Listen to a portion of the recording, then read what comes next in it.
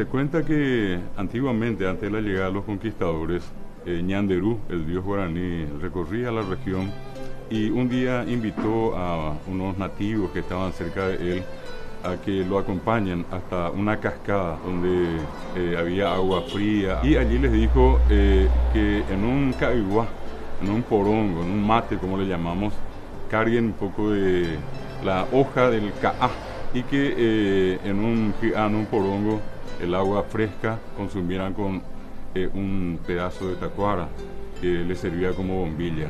Allí nació la historia del tereré mucho tiempo antes de la llegada de los conquistadores. Hoy el tereré es el signo de identidad más importante que tiene el Paraguay.